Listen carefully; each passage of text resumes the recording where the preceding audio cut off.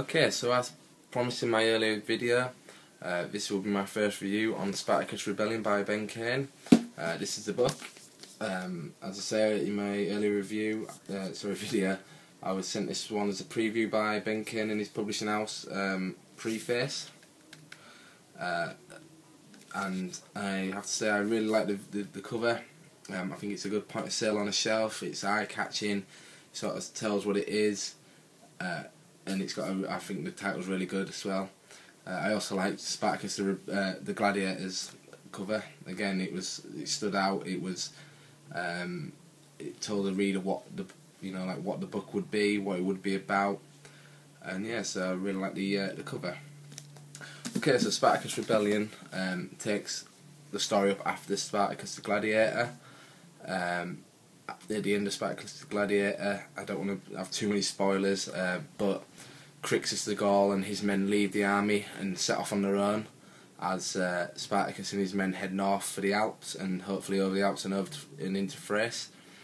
Unfortunately, Crixus, in his sort of arrogant and big-headed way, gets defeated in his first battle and killed, leaving Spartacus in a bit of a sticky situation, because now every Roman army in Italy is chasing him, and unfortunately his plan of exit through and over the Alps into Thrace may not come, because the other two Gaulish leaders, Castus and Gannicus,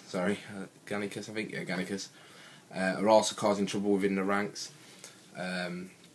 saying that Spartacus is a coward. Why would he leave when every Roman army they've faced has been defeated by him?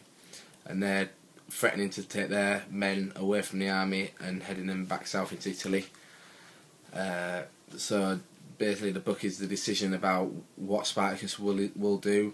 His wife's prophecy stated that he would be facing east, so should he follow the prophecy and go and escape into Thrace with his now pregnant wife, or should he return as the leader of his men and go south into Italian lands, pillage them, and just keep fighting until they've basically beaten every Roman army there is? I thought the book was a really good book. The thing that surprised me most about the book was in Spartacus the Gladiator. I always liked Spartacus as a character. I thought he was he was pushed into a position as the leader of the rebellion and the leader of the army, and he was sort of an unlikely hero. He was a gladiator, and he masterminded a plan to escape from the Lundus, and he kind of had to take up the role because that's what the men expected of him.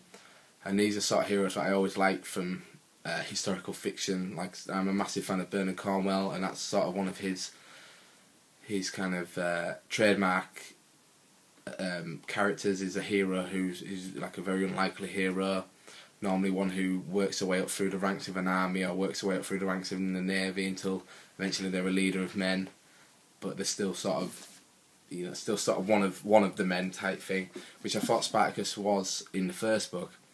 However, I think what Ben Kane's done really well is he's kind of made Spartacus into the general now.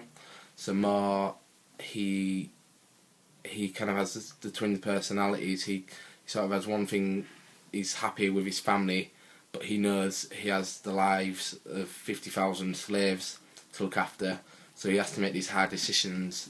So again, I don't want to make too many spoilers, but he's willing to execute people without a second thought, or he's willing to, like, torture his friends or torture people who maybe at the start of Spartacus the Gladiator he wouldn't have. And the surprising part was that Carbo, the Roman who was in the slave army, I think he becomes my favourite character, because he kind of comes through the opposite. He's kind of the arrogant Roman in the first book, and he kind of has to be dulled down, and he has to be humbled because he's a Roman. There's always the thought that he could be betrayed as slaves, but all the way through he always just wants to stay loyal to Spartacus right to the very end. So I like kind of how Ben Kane had managed to switch the two around, how Spartacus has become the real leader, put in the army before his family and his friends, whereas Carbo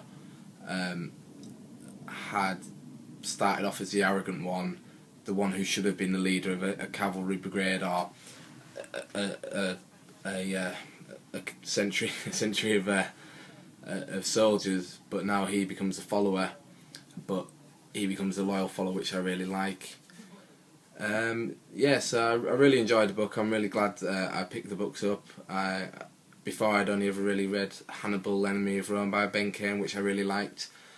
So I'm glad I picked both books up, and like I say, big thank you to Ben Kane and his publishers for sending me a preview edition. If I was going to suggest this book to you, if you're a fan of Roman history, you'd really like this book. Or if you're a fan of Simon Scarrow or Connie Goulden, both of those authors have written books around the Roman period. I always say that it's sort of, if you were to read all of these authors like Simon Scarrow, Connie Goulden, even Anthony Richards and Ben Kane, you sort of get a nice timeline of Roman history from Julius Caesar to Marco and Cato. Simon Scarrow's it'd be Ben Kane first and Spartacus Rebellion, then Julius Caesar with Goulden, and then Simon Scarrow with Marco and Cato and the invasion of Britannia, and then Anthony Richards is the Romans on the wall up in northern England. So it kind of gives a nice timeline of events for Roman history. So it was a good book. Thanks for all watching my videos. The password to enter my Facebook competition is service. I believe it's the Latin word for servant or slave. I thought it was a good password to have for this competition, since the book's about a slave rebellion. Thanks for watching, and ciao for now.